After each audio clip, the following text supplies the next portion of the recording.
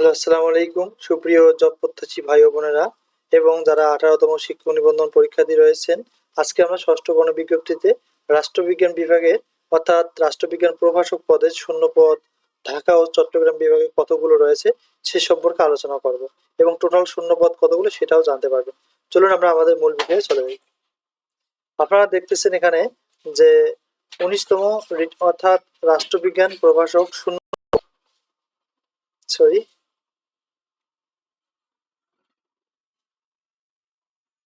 রাষ্ট্রবিজ্ঞান প্রভাষক শূন্যপদ ঢাকা ও চট্টগ্রাম বিভাগের কোন জেলায় কতটি শূন্যপদ রয়েছে সেগুলো দেখে নিন।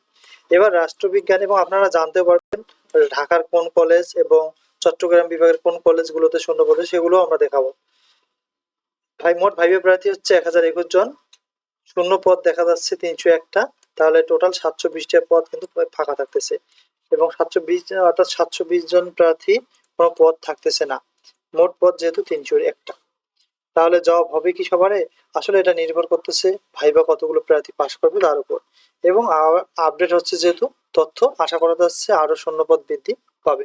চলুন আমরা যে বিষয়টা আজকে দেখাতে চাইছিলাম সেগুলো দেখে নেই। চট্টগ্রাম ও ঢাকা বিভাগের শূন্যপদ সমূহ।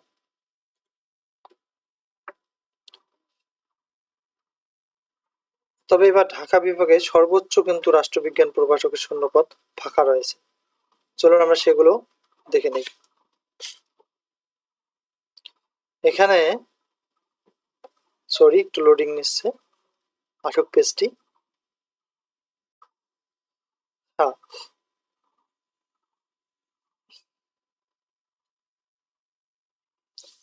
এটি হচ্ছে চট্টগ্রাম বিভাগের, একটু ওয়েট করুন পেজটা ঠিক হোক।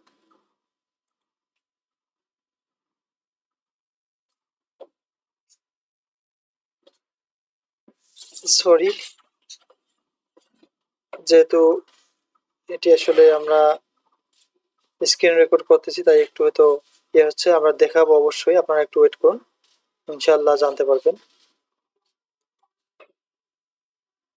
এটি হচ্ছে আমরা এখন দেখাবো। আজকে আমরা ঢাকা ও চট্টগ্রাম বিভাগের শূন্যপদগুলো দেখাতে চেয়েছিলাম।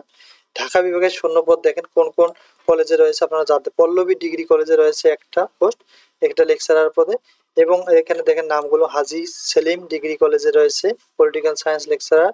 এদিকে দেখা যাচ্ছে এটা হচ্ছে শেখ বজলুর রহমান কলেজে একটা শূন্যপদ রয়েছে। এদিকে এটা হচ্ছে মোহাম্মদপুরে, আর কেরানীগঞ্জে একটা রয়েছে, এটা হচ্ছে নয়াবাজার ডিগ্রি কলেজ। এরপরে আমরা যদি লক্ষ্য করি ঢাকা বিভাগে কেরানীগঞ্জে আরো একটা পদ রয়েছে, সেটা হচ্ছে এটি হচ্ছে দলেশ্বর আব্দুল মান্নান ডিগ্রি কলেজ অর্থাৎ আদর্শ ডিগ্রি কলেজ। তারপরে একটা আছে বাড্ডা ঢাকার মধ্যে আছে রামপুরা ডিগ্রি কলেজ। এরপরে আমরা দেখতে পাচ্ছি মোহাম্মদপুরে আরো রয়েছে মোহাম্মদপুর মহিলা কলেজ। মোটামুটি কলেজগুলো অনেক ভালো। উত্তরা গার্লস কলেজে রয়েছে একটা শূন্যপদ। এদিকে দেখা যাচ্ছে আমাদের ঢাকা উত্তরের মধ্যে আরো একটা আছে, এটা হচ্ছে আহ, দেখা যাচ্ছে না স্পষ্ট, আপনারা দেখে নেন ডিগ্রি কলেজ এটাও। তারপরে হচ্ছে এটা স্কুল অ্যান্ড কলেজ ঢাকা বিভাগে কোতোয়ালি থানায়। তারপরে গুলশানে আছে রয়েছে একটা, তো এটা হচ্ছে তেজগণ মহিলা ডিগ্রি কলেজ, মোটামুটি অনেক ভালো কলেজ। তারপরে হচ্ছে তেঁতুলঝরা ডিগ্রি কলেজ, এটা হচ্ছে সাভারে। আর ডক্টর মালেকা কলেজ, এটা হচ্ছে ঢাকা ধানমন্ডিতে। এবং মোহাম্মদপুরে আরো একটা কলেজ রয়েছে। এগুলো টোটাল শূন্যপদ রয়েছে ঢাকা বিভাগে 20টি, তার মধ্যে আমরা এখানে কিছু পাইলাম সেগুলো দেখাইলাম। আমরা যদি জানতাম যে আসলে লিস্টটি হাইড হবে তাহলে আমরা আগেই আরো স্ক্রিনশট দিয়ে রাখতাম। এরপরে আমরা যদি লক্ষ্য করি চট্টগ্রাম বিভাগে আমরা শূন্যপদগুলো দেখার চেষ্টা করতেছি, আপনারা একটু ভালোভাবে দেখে নেন। এটা হচ্ছে শাহ হোসেন উলিপুর না শাহ হোসেন আউলিয়া ডিগ্রি কলেজ, এটা লেকচারার, এটা হচ্ছে চট্টগ্রামে চিটাগং। এটা হচ্ছে হজরত Yasin Shah public degree college, এটি হচ্ছে চট্টগ্রামে। তারপরে চিটাগঙ্গে আরো দেখেন এটা কোন উপজেলা সেটাও দেখা যাচ্ছে, আপনারা ভালোভাবে দেখে নেন, আমরা স্ক্রল করে যাচ্ছি। চট্টগ্রাম মোটামুটি অনেকগুলো শূন্যপদ রয়েছে। তো সকলের জন্য শুভকামনা রইল, আপনারা ভালো ভালো কলেজ পান। তবে আপডেট হচ্ছে, আশা করা যাচ্ছে আরো শূন্যপদ বৃদ্ধি পাবে এবং আপনারা ইনশাল্লাহ ধৈর্য ধরুন। ভাইভাতে যারা উত্তীর্ণ হবেন ইনশাল্লাহ সকলের জবটি হবে, আমরা দোয়া করি। আর যদি আমাদের চ্যানেলের তথ্য টিপস এবং ট্রিক্স গুলো আপনাদের ভালো লাগে অবশ্যই আমাদের চ্যানেলটি সাবস্ক্রাইব করবেন। সকলের জন্য শুভ কামনা রইল। আসসালামু আলাইকুম।